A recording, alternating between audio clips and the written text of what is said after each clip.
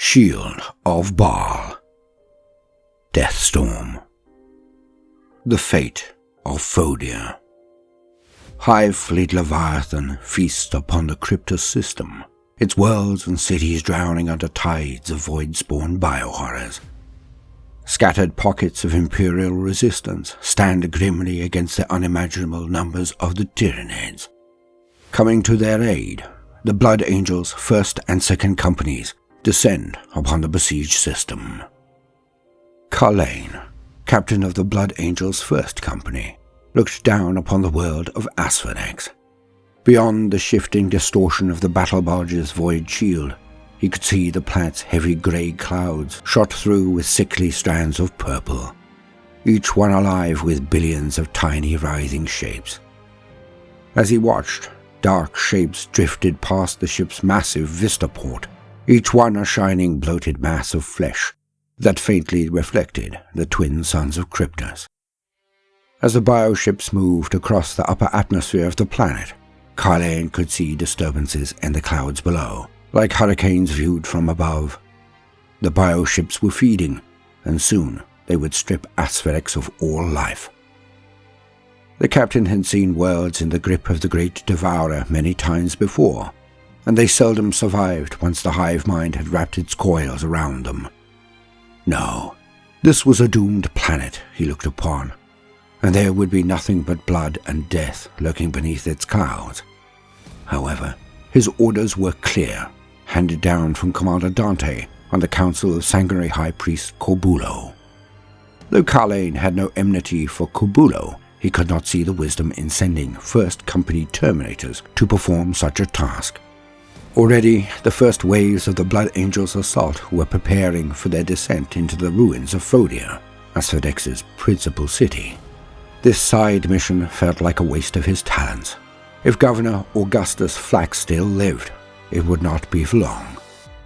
Yet if it was Carlane's duty to find him, it would be done. His most trusted brother sergeant, Alphaeus, stood beside him. Carlane acknowledged Alphaeus with a nod and led him into the battle barge's teleportarium. Soon his brothers gathered around them. A score of Terminators formed up on the platform, checking their weapons and intoning oaths as Tech Marines and Chapter Serfs chanted prayers over their sacred machinery. There were few things that stirred even the shadow of fear in Carlane's heart, but he loathed the use of the teleportarium.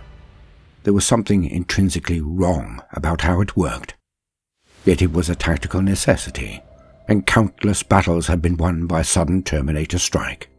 Then there was no more time for thinking, as the field compactors hummed to life, and the Tech Marines' prayers reached a deafening crescendo. And then, nothing but the void, and a sensory deprivation so complete, Carlane forgot for a second he was a thing of flesh and blood. Then, his senses burst back into life in a sudden wave of sound and smell, and as one, the Terminators went to war. The Shield of Baal. As a race, the voracious Tyranids are relative newcomers to the galaxy. However, even in the short centuries the hive mind has been assailing the Imperium, it has grown into a threat on a galactic scale. Worlds and systems have been scoured clean by the Great Devourer, and despite the Imperium's best efforts, the Tyranids inch ever closer to holy terror. One such alien assault has clawed its way up from below the galactic plane, Hive Fleet Leviathan. Across an immeasurably vast front, Leviathan has fallen upon countless worlds across the Segmentum Ultima, Tempestus, and Solar. Now one of its tendrils draws close to Baal, homeworld of the Blood Angel Space Marine chapter. Should the Tyranids be allowed to reach Baal in strength, it would be nothing less than disastrous. The threat is so dire that Commander Dante, chapter master of the Blood Angels, has created a grand alliance of Space Marine chapters and sector lords to defend their home world. Across the Red Scar sector, an area of the Ultima Segmentum bathed in the baleful light of dying stars and intense radiation, the Blood Angels fight system by system. Each of these engagements is intended to buy time for the defense of Baal and to weaken the Tyranids. Their hope is that the tendrils of Hive Fleet Leviathan might be cut off and destroyed one by one. Leviathan Ascendant. The Cryptus system lies close to the Baal system, and both are considered vital to the defense of the sector. When the bow wave of Hive Fleet Leviathan washed across the worlds of Cryptus, the Imperium rallied to defend them. On its many worlds, ranks of Astra Militarum, Adeptus Sororitas, and Flaxian Dynasty PDF gathered beneath the twin suns of Cryptus and steeled themselves for the assault to come. The defenders were confident in both their numbers and the formidable orbital defense arrays across the edges of their system. It was not enough. Hive Fleet Leviathan swarmed across the system's outer defenses, defeating both celestial barriers and massed gun lines with the alien physiology of their millions of bioships. Within a cycle, spores were darkening the skies of Cryptus's 5 worlds: Tartaros, Asphodex, Lysios, Ixoi, and Eros. Though the defenders of the Imperium fought bravely, they faced a foe seemingly without number, and one by one, each planet fell. Into this maelstrom of total war, the Blood Angels and Flesh Terrors chapters descended in force. Too late to save Cryptus from destruction, Dante ordered his warriors to instead deprive the Leviathan of its feast, tearing apart the aliens' infrastructure and denying them their feeder organisms. If this system was lost, they could at least diminish the biomass the Tyranids might throw against Baal. Thundering out of the darkness, the Space Marines' fleet carved a path towards the core of the system. Pushing through the still burning remains of the Cryptus system's defense monitors, the fleet turned their bombardment cannons on the outlying bioships that stood in their way. However, unknown even to many amongst their own ranks, the Blood Angels came not only to stay the advance of the Devourer, or to save the people of Cryptus. The chapter's sanguinary high priest, Corbulo, sought a cure for the Red Thirst, the hereditary curse that afflicted his battle brothers, dooming them to a blood frenzy in battle and, eventually, madness. Corbulo had followed shifting visions in the warp to the Satis system. There he discovered the elixir Satrix, a potent rejuvenate infusion exported through the Cryptus system to shield its people against the destructive radiation of their twin red suns. Corbulo believed the secrets which might cure his chapter were hidden within the elixir, as Baal too languished under swollen red suns, its people touched by mutation. After Satix fell to the Tyranids, Brother Corbulo rejoined the Blood Angels' fleet. There he brought his knowledge and the suggestion of a plan to Commander Dante. The chapter master saw the merit of Corbulo's request, trusting in the priest's wisdom in such matters and his knowledge of the chapter's genetic legacy. After hours of counsel and discussion, Dante and his advisors summoned Captain Carlane. The first company captain joined his lord in the arched tacticum vaults of the Blade of Vengeance, Dante's flagship, as they made all haste for the Cryptus system.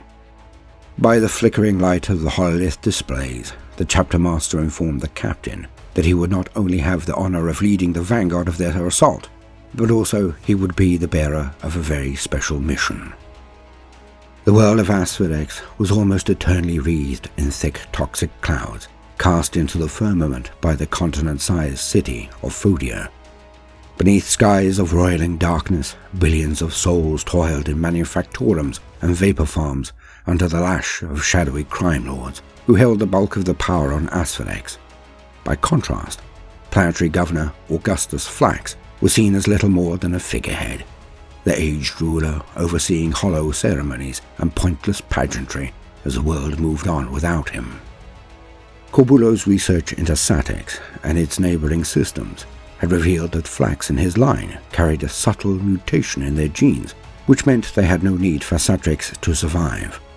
As the fleet approached Asphodex, the sanguinary priest's instructions to Carlane were clear.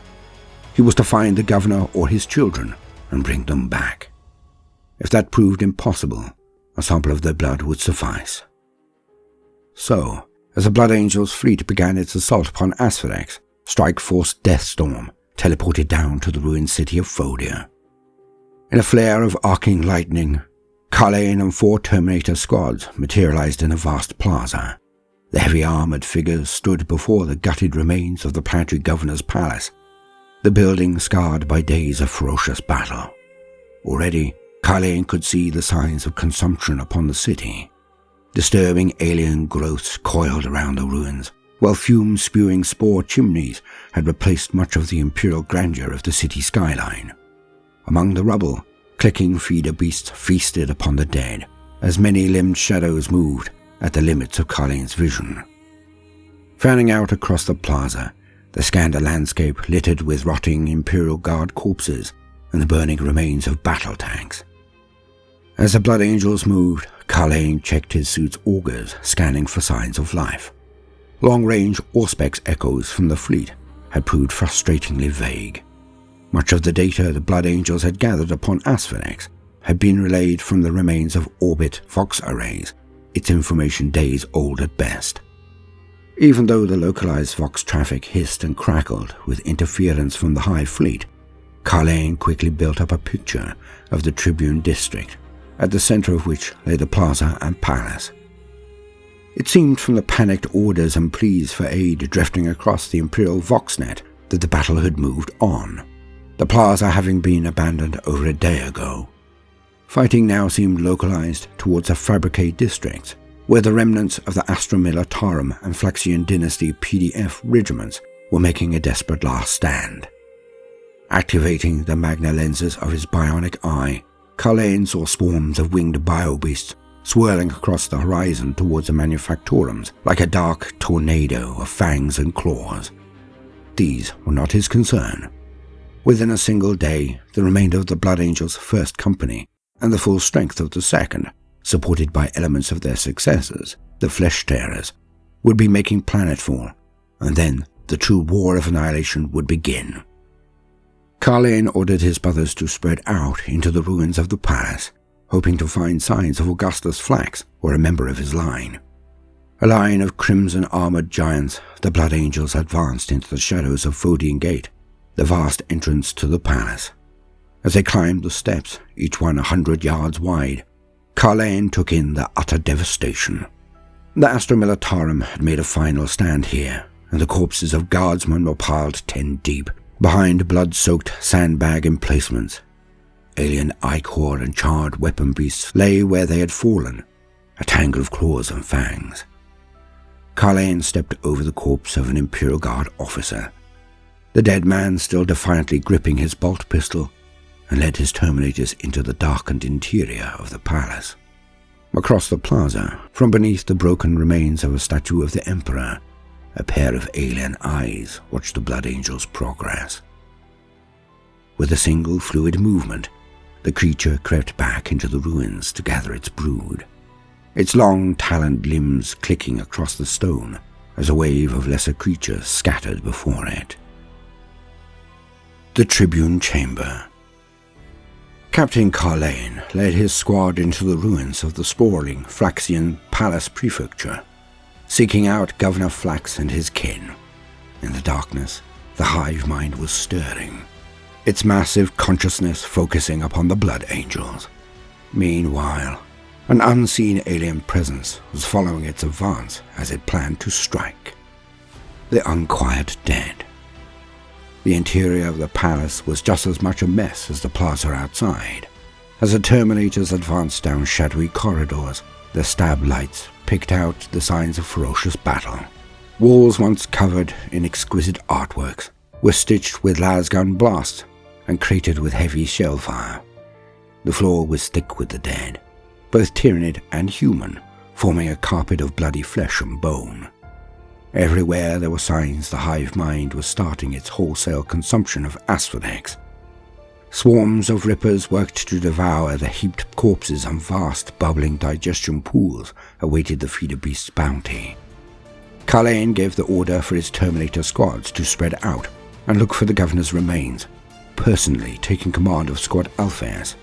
As each of the other squads vanished into the darkness, the captain led his own Terminators deep into the ruins. The captain pushed his way through a heavy bolter emplacement, the headless gunner still draped over the gun. Carlane entered what must have once been the governor's tribune chamber, where he held audience with his district lords, Large enough to land a squadron of storm ravens, the chamber was ringed by tumbled statues and twisted ruins, its floor littered with debris and the remains of hundreds of imperial citizens lying in great gory mounds. High above, the vast domed ceiling was lost in shadow. Carlane felt a familiar pricking on the back of his neck. There were enemies approaching, even if his senses hadn't found them yet. For a moment, Squad Althea stood at the threshold to the chamber, scanning the dead with augers and gun barrels. Then Carlane motioned for the Blood Angel's Terminators to move out. Somewhere here, they might find the remains of Flax. Eyes of a vengeful god. The Broodlord hung suspended from a girder 30 feet above the Blood Angels as they moved into the assembly room. Its flat crimson eyes followed their progression amongst the bodies as its psychic will seeped into the tyrannic creatures throughout the ruined palace. The Broodlord had lived upon Asphex long before the coming of the Leviathan. The people of Fodia knew it as the spawn of Kryptos, believing it to be the vengeful son of their solar god who, unable to gaze through the world's thick clouds, sent instead his child to visit justice upon the wicked. Though most citizens of Fodia dismissed the spawn as a ghost story, told to explain the fate of those who had vanished in the night, those who had crossed its path knew better. Sadly, few of these lived to tell their tales. Crimson tongue flicking out to taste the air, the Broodlord crawled down into the chamber. Its alien thoughts lanced through the minds of nearby Tyranids, and with a great wet scraping, the bio-creatures of the palace stirred. Heeding the Broodlord's wordless call, broods of many-limbed horrors moved within the rubble, converging upon the tribune chamber. Carlane reached the first pile of mangled corpses and pushed aside the nearest bodies, hoping to ascertain whether Flex's men had died here. As their mangled remains tumbled raggedly to the floor, the Blood Angel triggered the bio-auger lens in his bionic eye. Through a green haze of Auspex data, Carlane watched a shadowy life ghost moving beneath the bodies. It was at that moment the captain realized where he stood, surrounded not by piles of dead, but a brood of hidden gene stealers. Roaring out a warning to his brothers, Carlane unloaded a roaring stream of bolter fire into the corpse pile. The gene stealer that burst out from under its covering of bodies was torn apart in a purple mist, but others soon appeared nearby. Over the sound of thundering storm bolters, the captain could see the mounds bursting apart all around him. From their remains, ichor-stained gene stealers charged towards the Terminators. The air stank with the sharp smell of promethium and burning xenos. The squad's heavy flamers had turned several gene stealers into pillars of fire, and yet the Tyranid's assault was far from beaten. Carlane had seen no sign of any larger creatures, but the gene stealers kept leaping out from all around them, with such disregard for their own lives that it could only be the influence of the hive mind. The Blood Angels could not hope to see their mission through under such conditions. The captain ordered his men to fall back to one of the chamber's side tunnels, out of the Tyranid's trap. As the first company veterans withdrew, they filled the air with bolt rounds, the storm of mass reactive shells blowing ragged chunks out of the alien bodies and bringing down those few scuttling beasts that appeared. Carlane tried to signal for the other Terminator squads as his brothers retreated. However, as he scanned through the frequencies, he discovered the Vox drowned in white noise. For now, it seemed, Carlane and his battle brothers were on their own. The Terminators bulled their way towards the tunnel, but as their guns fell silent, hissing gene stealers darted in and out of their formation with terrifying speed. The creatures hurled themselves at the Blood Angels, and though some were cut down by hammering storm bolt of fire or rent apart by power fists, here the speed of the Xenos far outstripped their opponents. Most darted away before the cumbersome Terminators could bring their weapons to bear, only to lunge in and strike again. Then Brother Affray fell to a knee as a gene stealer lunged under his guard and drove a wickedly curved talon through the gap between his ceramite leg plates. At that same moment, the roof came alive with a cacophony of hissing. What the Blood Angels had taken for a dome hidden in shadow had in fact been more gene stealers hiding amongst the shadows of the ancient glass ceiling. Carlane tried to fight his way to Affray's side, but Genestealers were dropping down from above to fill the space between them. The captain could only watch as a Terminator was borne down under the weight of Xenos horrors. Carlane spared a last look at where Afrey had fallen and then pressed into the side tunnel. With every second that passed, the Genestealers gathered behind him. The Terminators took stock as they entered the darkness beyond the arched entranceway. Their armor was caked in gore, and many plates had been cracked or scored by chitinous claws. The storm bolters glowed red-hot from constant firing, and the fuel tanks of Brother Bartello's heavy flamer were dry. Carlane could hear a constant noise now, a cacophony of hisses, screeches and clicks announcing the Tyranid swarm massing outside. In moments, the swarm would pinpoint their location, and the Xenos would come crashing down upon them, drowning them in a sea of claws and fangs. Carlane voxed again, hoping to contact the rest of his Terminator squads or the other forward elements of the Blood Angels' invasion of Fodia. However, all he could hear over the transmitter was the hiss of static and alien whispers. Hunters in the dark. The hive mind had awoken, and Squad Alphaeus soon found itself assaulted from all sides. Driven by the will of the spawn of Cryptus, the Tyranids poured forth from the ruins of the palace, intent on ripping apart the Blood Angels. However, even as the Blood Angels' Terminators face unimaginable odds, Captain Carlane is unrelenting in his duty. The beast awakens. Everywhere the ruins crawled, hissed and screamed. Lit by the flashes of explosions on the distant horizon, the Tyranids scuttled through the darkness, blurs of snapping jaws and shining claws. Carlane's squad had fallen back into one of the processional entrance corridors running off the tribune chamber to gain some cover. The Genestealers moved through the ruins around them like inky shadows, the fluidity of their movements terrifying to behold. The Blood Angels tried to track them with their weapons, but as often as not, the creatures would dart away into cover before the Terminator's fire could find them. It was to be a battle of speed against strength, where only the Blood Angels' Terminator armor kept them alive. With the confines of the corridor pressing in from both sides, Carlane led his brothers in a running battle away from the tribune chamber and deeper into the ruined palace. At times, half a dozen Genestealers scuttled out of the darkness to snap and claw at them, while at others, the beast would keep their distance, drawing fire and waiting for the Terminators to expend more of their precious ammunition. However, Carlane remained focused on his mission, and even as he tried to guide his brothers through the gauntlet of alien stalkers, he still searched for the governor's whereabouts.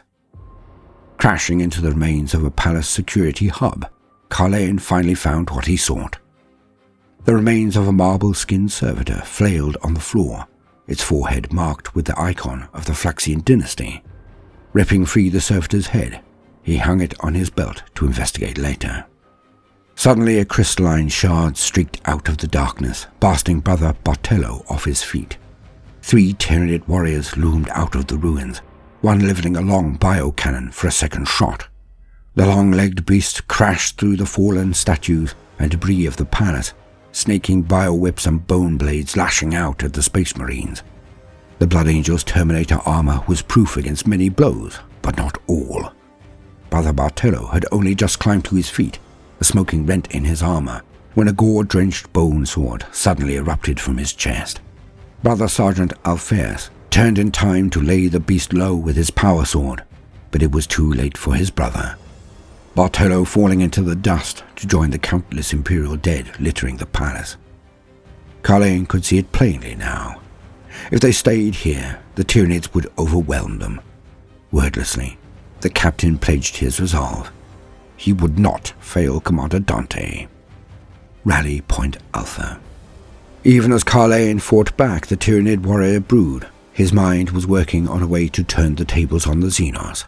The primal warrior part of his mind focused on the swirling melee, while his tactical brain took in the shadowed ruins surrounding him. The pre-designated fallback point for his vanguard force was the plaza. If his squad could reach the plaza, they would have a clear area to bring their firepower to bear, and they might also be able to link up with the other squads. However, to reach the grand gates of the palace and the plaza beyond, they would have to retrace their steps through the tribune chamber unless the captain could find another way. Carlane plotted a straight line from their position to the plaza, ordering his brothers to form up on him. With a mighty yell, the captain charged towards the wall. At the last moment, he brought the hammer of Baal down, smashing open a gaping hole. Room by room, his squad fought and smashed its way through the ruins, the Blood Angels leaving a trail of broken masonry and several mangled Tyranid warriors. Finally, with a devastating blow of his hammer, Carlane led his squad out into the plaza of the Emperor Ascendant. As the captain emerged, his Vox came alive once more, free of the interference of the palace ruins. Crackling replies came from other parts of the burning city, his squads reporting in over the bark of gunfire and alien screams. Carlane quickly established that there would be no immediate support for Squad Alphaeus. His battle brothers were hard pressed by the foe themselves, but none had yet found sign of Flax. The mission would continue, and Carlane led his men out into the plaza. In the open ground, the Terminators gathered before a fallen statue of the Emperor, fanning out as the first Gene Stealers spilled out of the hole Carlane had left in the palace wall, the creatures hissing before darting off into cover and scuttling forward. The ancient memory stirred in Carlane's mind at the sight of the sons of Sanguinius fighting in the shadows of the Emperor's statue. Pushing aside the dark anger that rose within him at the sight of the fallen Emperor, the captain set about commanding his brothers. Interlocking fire patterns and close combat protocols repelled each alien assault, the Blood Angels now able to hold both Tyranid warriors and Gene Stealers at range. Finally, the Xenos attack ebbed away, and an eerie quiet fell across the plaza. The Blood Angels used a moment of respite to reload weapons and take stock of the fallen. Carlane took the time to activate the servitor head, plugging power cables from his armor into its dripping neck stump. The head came alive with alarm, spouting warnings. Piece by piece, the captain unraveled the tale from the servitor, which it seemed had been on its way to the governor's undercity fortress when the Tyranids had struck. The governor was alive, it said, and it knew where Carlane would find him. An unnatural intelligence. While the Blood Angels planned their move, the Broodlord watched from the darkness. Reflected in the creature's shining carapace, the distant horizon was aflame with the fires of battle. The faint booms of explosions carried on the night wind, attesting to the ferocity of the war being waged hundreds of miles away, as the hive mind threw its forces against the battered remnants of Fodia's Astra Militarum and Flaxian Dynasty PDF regiments. Even from this distance, the spawn of Cryptus could see that the Terminators were preparing to move again, the line of Crimson warriors making their way once more towards the palace ruins. The Blood Angels' minds were also open to the creature, their thoughts drifting up to it like the scent of prey carried upon the night wind. Calling to its children once more, the Broodlord crept closer. It was barely past midnight when the Gene Stealer brood struck again. This time, however, things were different. Carlane realized it as soon as he saw the creatures scuttling through the rubble. There was more purpose to their assault than in the palace, and they came at the Terminators from all sides. They moved low through the cover of the rubble and used the shadows to their greatest effect, so that only a flash of chitin or smooth-rounded head were ever glimpsed. Even so, Carlane gave his orders, and the Terminators took position to repel them once more. Just before the Gene Stealers broke cover, Brother Sergeant Alphaeus and his squad faltered, staggering back from the line. It was as if an invisible web had been thrown over the Blood Angels, and they fought against some unseen bonds to raise their weapons. The Brother Sergeant was screaming and mumbling over the Vox, something about alien voices. And then Carlane felt it too. It was in his mind, a powerful psychic presence, distinctly Xenos, but horrifyingly human as well. The captain scanned around for the source of the mental assault, his auger lens probing the darkness. Then he saw it. A Broodlord, larger than any he had seen in all his decades of fighting Tyranids. The beast was hunched atop the statue of Silana, patron of the Blessed Insane. Its psychic presence was horrifyingly powerful, and it took every ounce of Carlane's will to keep it out of his head. As Carlane raised his storm bolter to fire, the broodlord seemed to vanish. The brother captain cursed. This was merely another psyker's trick, and he would not suffer it. All around Carleon, the Blood Angels were fighting claw and blade against the Gene Stealers. In places, the Terminators pushed back their enemies. Then, rattling bursts of storm bolt of fire and the roar of squads' heavy flamers filled the dark. Gene Stealers leapt through the darkness to impale Blood Angels on their talons. Some aliens struck home in showers of blood and ceramite, while others were blasted from the air by streams of bolt of fire. Those Xenos that got close fell to crackling power fists, their bodies bursting apart in showers of viscera. Yet Carleon's brothers also fought against the brutal psychic domination of the Broodlord, and this was a battle they were slowly losing. Storm of Blood. The spawn of Kryptos had shown itself, and Carleon's company stood surrounded by the beast and its children. The psychic presence of the creature assailed the Blood Angels, tearing at their minds just as the claws of its children tore at their flesh. Carleon hunted for the Broodlord, determined to end its dominion. Carleon charged into the darkness, towards where he had last seen the Broodlord. The creature's psychic trickery still hid it from his sight. The Blood Angel's captain strained to drown out the incessant alien whispers that filled his brain.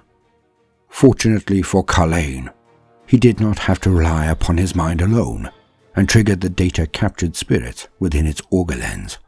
Through a haze of blinking images, the captain saw the Broodlord leap from the statue, hurtling through the air towards him. With a flicker of thought, Carleon slaved his auger lens to his Storm Bolter's opti-scope and let out a long blast of fire. Mid-lunge, the spawn of Kryptos twisted out of the way, rolling through the rubble and coming up to tower over the Space Marine. Alien muscle struggled against Adeptus Astartes' might, as Carleon parried a series of blind claw strikes with his hammer. Even so, such was the Broodlord's unnatural speed that more than once its claws tore across his chest plate and shoulders, leaving long, ragged furrows. Several times, Carleon came close to landing a telling blow upon the Broodlord, but each time the creature rolled out of the way. It leapt from fallen statue to wreckage pile, landing raking blows upon Carleon as the two combatants dueled across the ruined plaza. One vicious strike at a time, the Broodlord was wearing the Blood Angel down. A second's miscalculation was all it took. Carleon lunged to counterattack as the Broodlord scurried back towards a statue of Silana. Too late. He saw his hammer would strike the statue's bullet-scarred legs, and even as he turned, it came crashing down upon him. Trapped under Silana's massive outstretched arms, Carleon watched as the spawn of Kryptos crept towards him. Death from the sky. Carleon could see his reflection in the Broodlord's flat red eyes. The defiance etched into his expression mingled with anger at being bested so. Then his gaze caught something else. Beyond the beast, high up in a sky only now lightening with the first hint of dawn, he saw dark shapes falling to earth.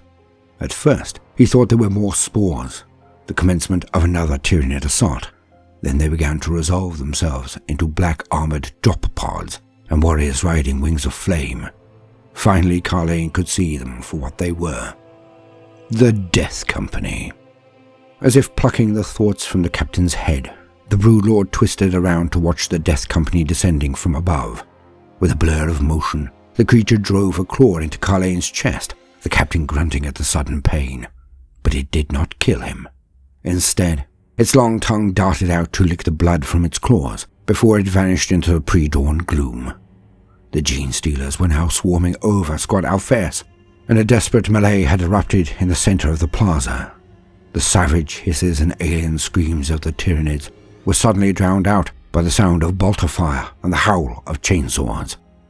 In a storm of black armor, the Death Company joined the fray, the brutality of the Gene Stealers paling in comparison to the fury of the Blood Angels.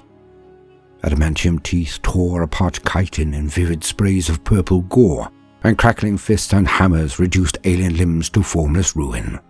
Brother Sergeant Rafen led the Death Company, his face distorted by the black rage, his mind filled with the holy wrath of the Primarch.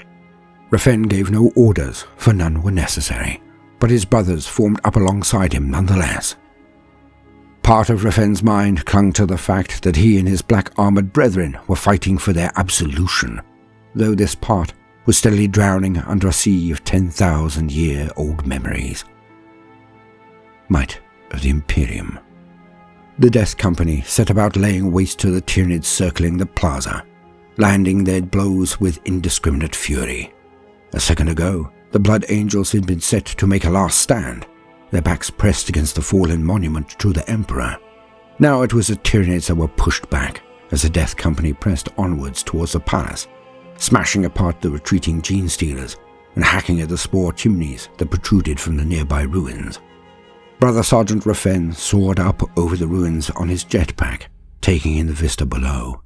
Through his eyes, the caved-in remains of the palace took on a different cast, and as the dull light of day hit it, the scene appeared as the Emperor's Gate on Terra. Out of the rubble, traitor space marines seemed to materialize, their skittering movements and the wet hiss of their war cries doing nothing to dispel the image in Rafen's mind. Snarling out a challenge in the name of the Emperor, the Brother Sergeant attacked. A deafening blow echoed across the plaza, and a hulking beast the size of a rhino crushed out of the ruins. Levering a massive biocannon at the closest of the Death Company, the huge weapon beast fired a living round. The horrific projectile burst into a tangle of constricting thorns that lashed around the Space Marines, dragging them to the ground. One black-armored warrior threw himself at the beast, his chainsword gripped in two hands, but the air around the beast's mouth began to shimmer and filled with the low roar of boiling plasma. In a blazing flash of superheated fluid, the Space Marine vanished as he tried to land a blow, incinerated where he stood. The Terminators formed up, ready to receive the creature's charge, but at that moment, another combatant joined the fray. The Death Company dreadnought, Cassor, lumbered out of the ruins, smashing aside rubble and Xenos corpses with consummate ease. The Carnifex turned to face this new arrival, letting out an inhuman scream before barreling across the plaza. Carlane watched as machine and beast dueled amongst the rubble, the creature's huge claws ripping at the dreadnought's armor, while in turn it impaled the monster with its crackling blood claws. Then the Carnifex drove a long curved claw deep into the dreadnought, pinning it in place. Slowly, the monster opened its maw, the glow of boiling plasma spilling out from within. However, before the monster could disgorge its bile, the dreadnought brought up its wrist-mounted melter gun. With a dull hiss, the back of the beast's head vanished in a cloud of smoking fluid. With the death of the Carnifex, the fighting finally ebbed. The gore-spattered survivors of the Death Company, having cleared the plaza, entered the palace's ruins. Cassor marched forward after them, the war machine's weighty footsteps fracturing the stone slabs of the plaza. Carlane, having freed himself, paused and took stock. Several battle brothers had been slain, and several more were severely wounded. However, Carlane's job was not yet complete, and time was swiftly running out. Soon, the Hive Mind would bring the full force of its swarms down upon the reinforced Strike Force Deathstorm, and not even the Death Company would be able to save them from destruction. If he was to locate Governor Flax and make his brother's death meaningful, it would have to be soon. Claws of Kryptos. His forces supplemented by the arrival of the Death Company, Carlane headed for the Undercity in his search for planetary Governor Flax. However, the captain was not alone in seeking out the missing governor, and what he discovered beneath Fodia's streets led him to question if his mission was worth his brother's many sacrifices. Labyrinth of Shadows. Using the information he had gleaned from the servitor's head, Captain Carlane set off into the ruins of the governor's palace to find the entrance to the Undercity. At his side gathered the survivors of Squad Alphaeus, reinforced with the remnants of other Terminator squads as they returned from their ruins. As they advanced into the ruins, the Terminators could see the handiwork of the Death Company. Fresh alien corpses lay reeking in the dust. Entering the Tribune Chamber once more, the captain came face to face with Brother Sergeant Rafen and the Death Company dreadnought Cassor. The survivors of the Death Company stood knee-deep in the human and Tyranid dead, their black armor spattered in dripping alien viscera. For a moment, Carlane met Rafen's gaze, seeing the insanity and rage dancing behind the sergeant's cold blue eyes. Through a haze of madness, Rafen recognized the Terminator captain, though he could not say from where. Maybe they had fought together on the walls of the Emperor's palace, or perhaps they were about to embark upon the assault of the arch-traitor's battle barge. In either case, when the captain ordered him to lead the advance into the enemy's lair, Rafen did not hesitate. The captain keyed the hidden crypt lock in the center of the chamber, and a sector of the floor irised open, triggering a brief avalanche of dismembered bodies. Weapons raised, the strike force descended into the darkness below. For over an hour, the Blood Angels trekked through the Undercity, a mass of ruins, canals and tunnels, all dripping with water from above. Every so often, they came upon a heavy plasteel blast door covered by turreted autocannons. At each such juncture, Carlane held up the severed servitor head, the recoded creature, babbling in binary whispers to the gateway's machine spirits and allowing them to pass. Finally, the Blood Angels stepped through a vast vacuum lock, the cog-toothed blast door rolling aside to reveal Planetary Governor Flax's Undercity fortress. After the gloom of the sub-city, it took Carlane's auto-senses a moment to adjust to the gothic splendor of what he saw. Outside, the city was a rain-soaked ruin, hunched under spore-choked clouds and thick with tyrannid infestation. But here, there was no sign of the aliens. Long neglected buildings lined empty, broken streets, while overhead a dull glow illuminated the subterranean ruins as if a golden Terran sun hung overhead.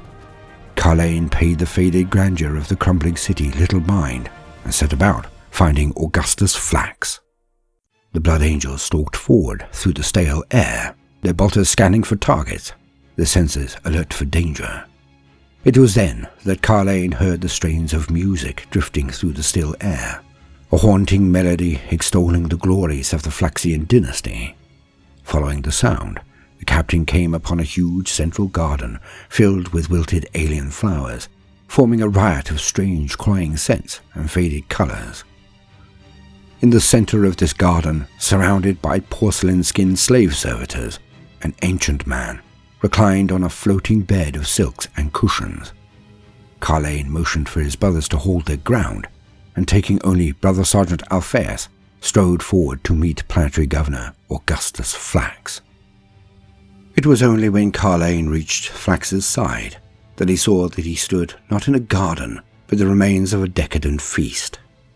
Everywhere, noble men and women lay senseless amongst the grass, bottles of rare intoxicants and billowing obscura censers scattered around them. As a golden-haired giant loomed over Flax, the man's eyes slowly focused upon Carlane. A fleeting moment of terror reflected there, quickly chased away by something else. The Blood Angel wasted no time, and with only the bare minimum of deference to Flax's position, asked him to accompany his brothers back to the plaza, and from thence to the evacuation fleet. The governor shook his head and sighed. He could not escape this place, for a beast held the keys to his freedom and would brook no interference with its prize.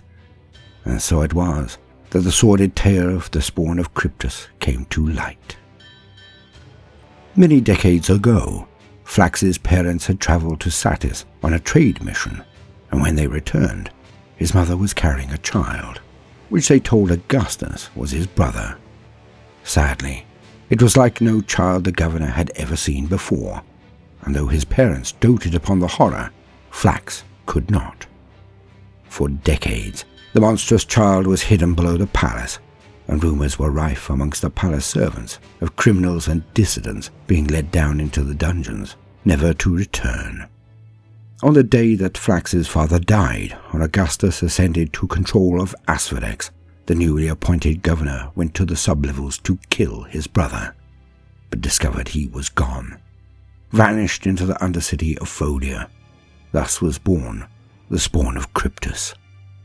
As the tale drew to a close, Flax told them that his brother had only spared him to see him suffer, and if he tried to leave, his life would surely be forfeit. Carlane had no time for this. Gathering up the old man, the strike force prepared to depart. At that moment, the slave servitors began a cacophony of warnings. their impassive pearl faces related security breaches in flat tones. Void Gate Epsilon open. Void Gate Gamma open. Western Defense Grid offline. And then the lights went out. The nightmare returns.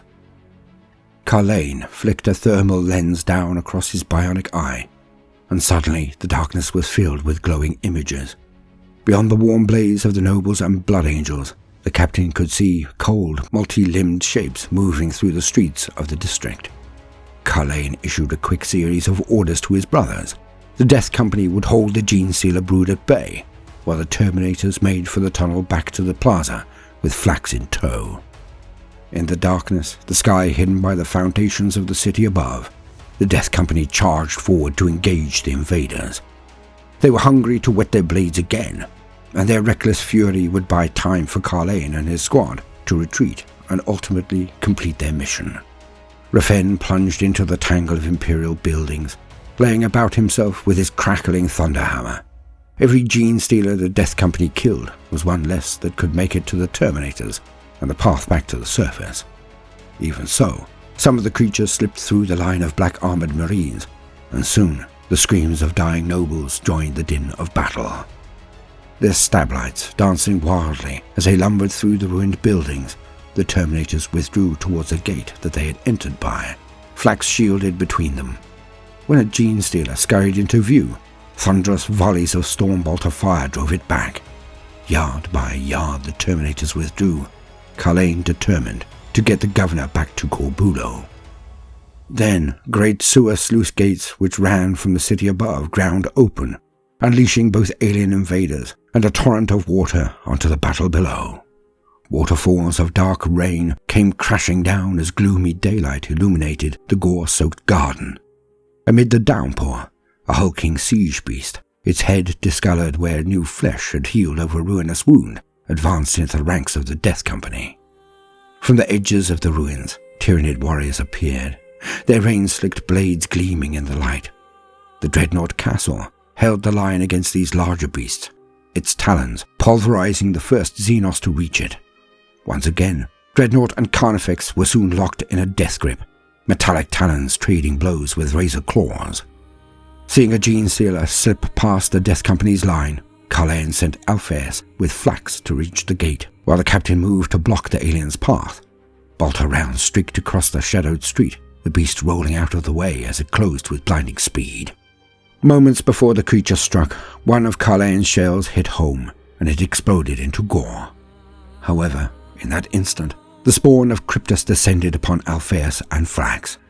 Carlane turned in time to see the Broodlord hurl the Brother Sergeant aside and scoop up the screaming governor. The captain charged towards the gate as the spawn vanished inside, and just before it closed, he followed the alien into the dark. A bloody reckoning. Captain Carlane stalks the spawn of Cryptus through the darkened tunnels under the palace. Alone, the captain hunts down the Broodlord with Augustus Flax, the spectre of past failure burning in his memory. In the darkness, the children of Cryptus gather, and before long, the hunter becomes the hunted. Captain of the First. It had not been by mere chance that Carlane had been chosen to lead the mission to recover Augustus Flax. While Commander Dante had decided to hold most of the First Company in reserve to reinforce the Blood Angels' landings, it had been Sanguinary High Priest Corbulo who suggested the squad sent to find the governor be led by the First Company captain. The priest was well aware of Carlane's tactical genius and pragmatic approach to war. However, it was Carlane's history that interested Corbulo most. Once, long ago, Carlane's leadership had led his brothers into a massacre, the captain alone emerging alive. Dante had forgiven the failure, but Corbulo knew Carlane had never truly forgiven himself. It was this memory that drove Carlane on as he marched alone into the labyrinth tunnels under the palace, the shadowy foundations rising up around him like a second city, reflected from the one above. Somewhere below, water rushing through the sewers of Fodia could be heard, while everywhere rain dropped down from above. Keying off his stab light, the captain hunted using his auger lens alone. At the edges of his vision, ghostly blue shapes danced in the darkness, flitting from one ruined foundation to the next. These were the Broodlord's children, and this was their domain. Checking his storm bolter, he noted less than a half clip remained. He would have to use the weapon sparingly. Instead, he hefted his thunderhammer, the brutal weapon more than capable of pulverizing a gene stealer. Two creatures came at him as he reached the first gene lock. Scurrying out of the dark, they tried to attack him from both sides at once. With precision movements, Carlane parried the first with his hammer and let the other wrap its claws around his free hand. In that same moment, as the two Tyranids enveloped him, he triggered the hammer's power field and rammed his free hand towards the bulkhead. The first gene stealer exploded in a shower of smoking gore as the field caught it, while the second was pinned against the wall. Turning his attention to the trapped beast, Carlane wrapped servo-assisted fingers around its neck and squeezed. For a long moment, the beast hissed and snapped at him, until, with a wet crunch, it went limp in his grip. Casting the remains to the ground, the Blood Angel's captain triggered the door. The children of Kryptos attacked Carlane several more times as he made his way through the ruined foundations. Each time they came in twos and threes, plunging out of the darkness or dropping down from above. Each time Carlane's auger lens allowed him to track their approach and ready his hammer. Yet the Xenos attacks were wearing him down, one bloody ambush at a time. Blood flowed from a half-dozen rents in his armor, and Carlane felt the red thirst stirring deep within him. His anger and rage were pushing their way to the surface. Focusing his mind, the Blood Angel captain channeled this hunger into his desire to find the Broodlord and tear it into bloody pieces. As with the city above, the streets below were slowly succumbing to the influence of the alien invaders. Sewer channels that once carried filthy rainwater from the streets above were now choked with strange barbed weeds, and their waters writhed with half-seen creatures. The crumbling buildings that were once the foundations of the city on the surface were now coiled with new and disturbing Xenos growths. These were the hungry flesh tubes of the Hive Fleet, digging deep into the earth to feast upon the very blood of Asphodex. More than once, swarms of rippers spurled out from the ruins, drawn by the scent of Carlane's passing. Each time, the Blood Angel's captain dissuaded them from their meal with his hammer and heavy ceramite boots. Finally, Carlane staggered out into a crossroads between towering foundations. Here 4 bridges crossed a gap in the darkness. Above lay the ruined remains of the palace. Below, the thunderous roar of Fodia's sewers. Standing where the bridges met, the spawn of Kryptos hunched over an unconscious Augustus Flax, stroking the old man's blood-matted hair with its claws. Carlane could see other shapes lurking in the surrounding ruins and hanging under the bridge's spans, more children of Kryptos. If he took a shot at the Broodlord, Carlane would risk destroying the platform where the bridges intersected, and thus losing the planetary governor to the void, and so he advanced slowly towards it, hammer ready at his side. As he walked onto the connecting bridge, the Broodlord snapped its gaze in his direction and unleashed a brutal telepathic assault. This time Carlane was ready. Despite his wounds, his will was undiminished, and the Blood Angel fought back the flood of alien whispers. He fixed his eyes upon the beast, and the Space Marine stared it down as it tried futilely to get into his mind. All this passed in the space of half a dozen heartbeats, but as soon as the Broodlord's psychic assault failed, its broodmates swarmed up to rip Carlane apart.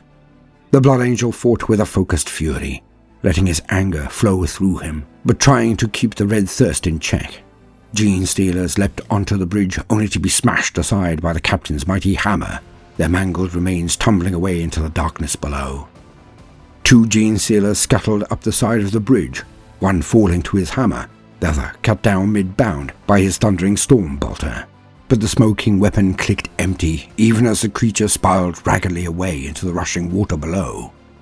Leaving behind the prone body of Flax, the Broodlord leapt forward to meet the captain on the bridge. Space Marine and Tyranid dueled hammer against claw.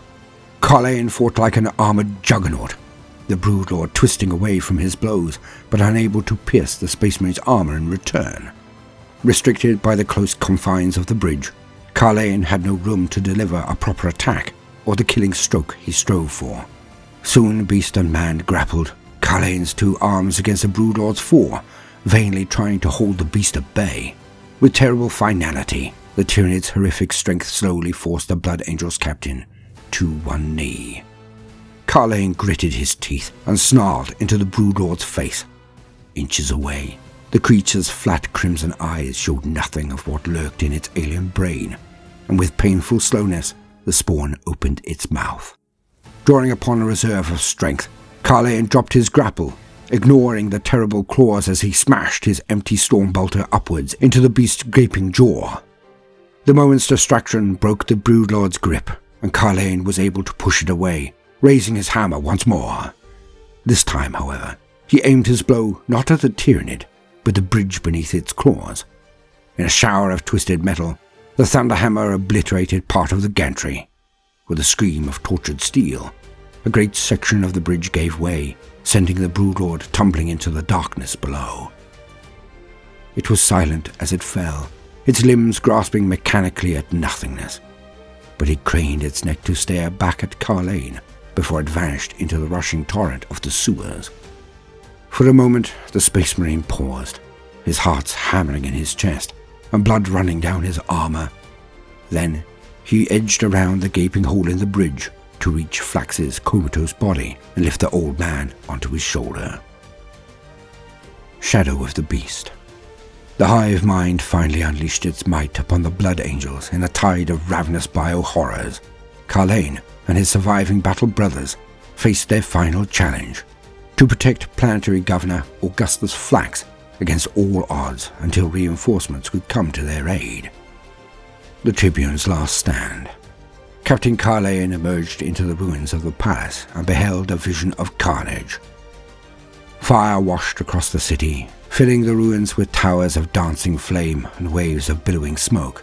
Tyranid organisms hissed and screamed as they burned, fleeing from the rising inferno.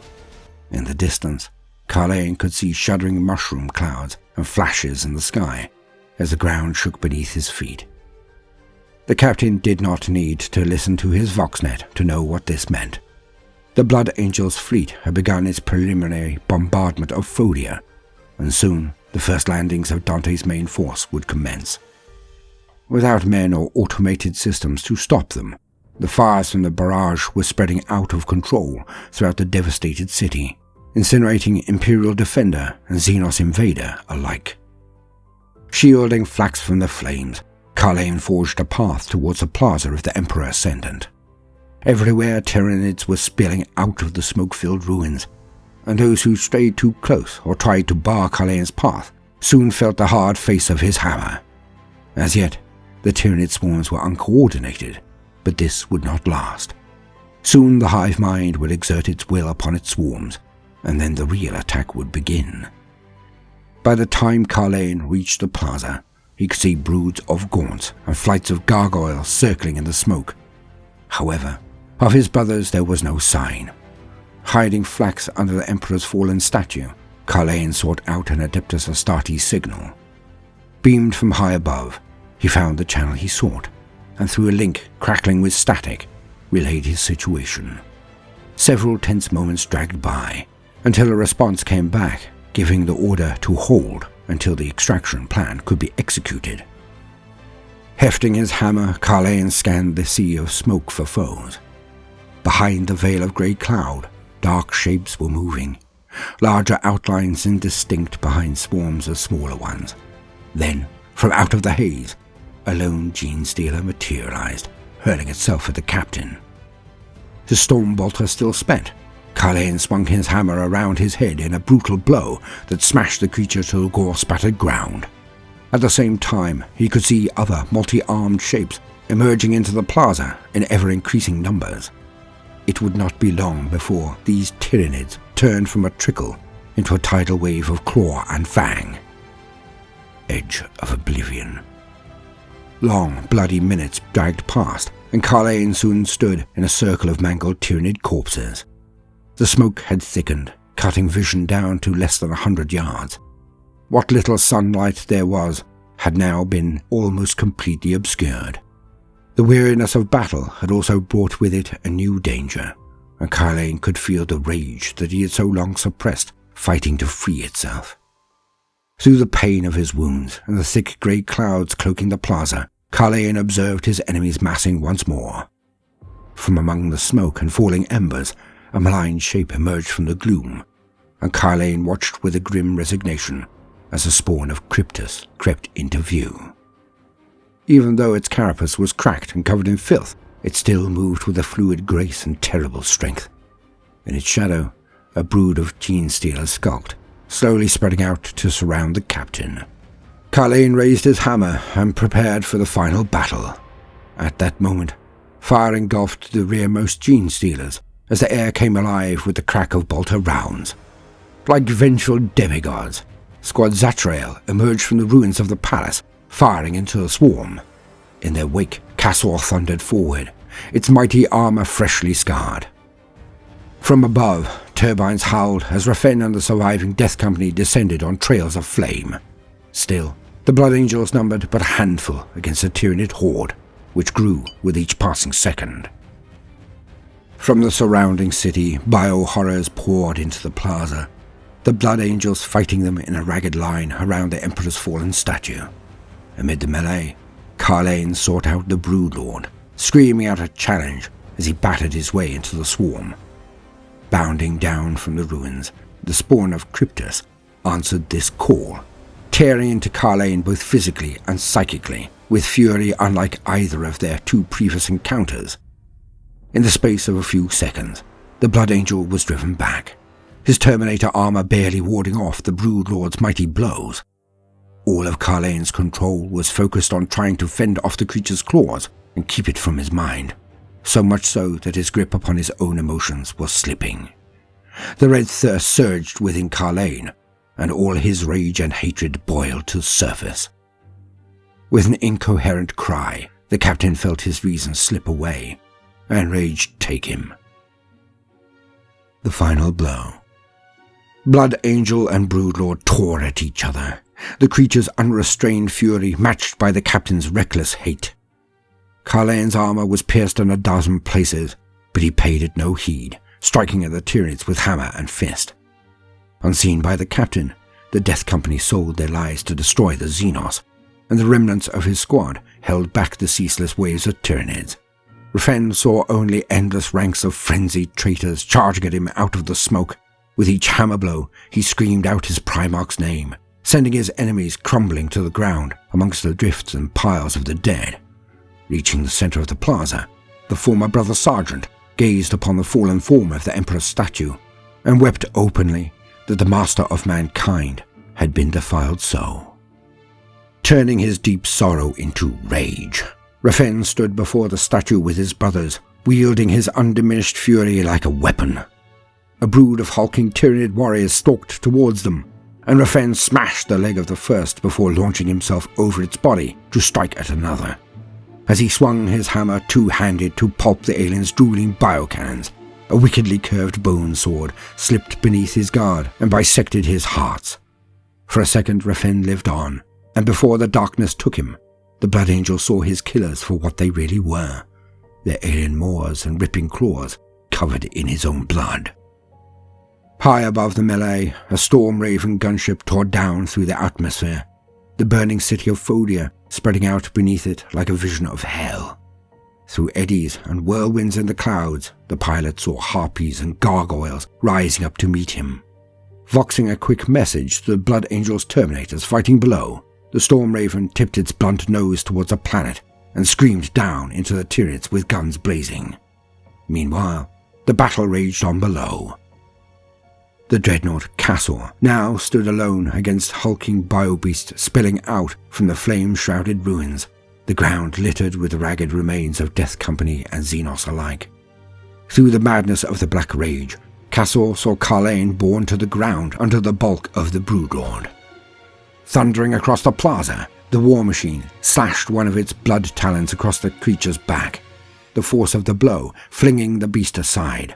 However, in that moment of fury, Cassor was undone. The Carnifex, still bearing the scars of its previous encounter, tore into Cassor from behind. From the ground, Carlane watched as alien claws plunged through the dreadnought. The captain, still burning with mindless rage, pulled himself to his feet, and failing to find trace of the Broodlord, turned upon the Carnifex still tearing at Cassor. His thunderhammer blow stunned the creature before it could extract its claws from the ruined dreadnought, while his second, third, and fourth turned its snarling head to a mangled, gory stump. Turning to seek out more prey, Carlane saw the shadow of a storm raven descending through the smoke. At the same time, he saw the wounded spawn of Cryptus limping back towards the ruins of the palace. For a moment, Carlane turned to give chase to his hated foe, but then something within him stayed his hand. He could not save Flax and kill the Broodlord both. With that thought, the red thirst died within him, and his duty became clear. With a final look at the cursed creature, the captain retreated to Flax's hiding place and his surviving battle brothers. Around them, a roiling sea of Xenos flesh closed in. Hurrying the planetary governor into the waiting gunship, Carlane and his men charged aboard. The last thing the Blood Angels captain saw before the ramp closed and the storm ravens took to the sky were two red eyes glaring at him through the smoke. Captain Carlane stepped down the storm raven's assault ramp and onto the landing platform at Port Helos, a fog of engine fumes coiling around his ceramite boots. To Carlane's surprise, the golden figure of his chapter master stood before him, and reflexively the captain fell to a knee. "Rise and report, Captain," Dante commanded, his tone revealing nothing of the man that lurked behind the golden death mask. In short, precise sentences, Carlane explained what had transpired within the ruins, even as chapter serfs led the bewildered Flax away for transport into orbit where the fleet were waiting. Only once or twice did Dante interrupt to ask questions about the strange Broodlord. Even so, Carlane could tell other things were weighing on his lord's mind, and though the captain wanted to ask for permission to hunt down this aberrant beast, he held his tongue. "You have done well, Captain. Corbulo will be pleased to have secured his prize." Dante paused, looking out beyond the port walls to the burning city beyond. "I wish I could offer you some respite, but I have need of you once more." Carlane bowed his head in respect as he replied, "Speak your will, my lord, and I will see it done."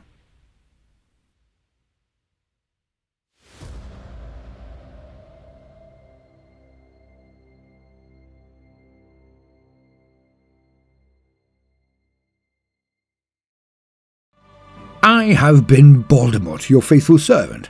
If you have enjoyed this video, then do consider hitting the subscribe button and the notification bell, as I would not want you to miss out. You can support the ongoing work by joining the Patreon if you are in a benevolent mood. Now, no matter what you do today, do try to make some time for fun. Toodaloo.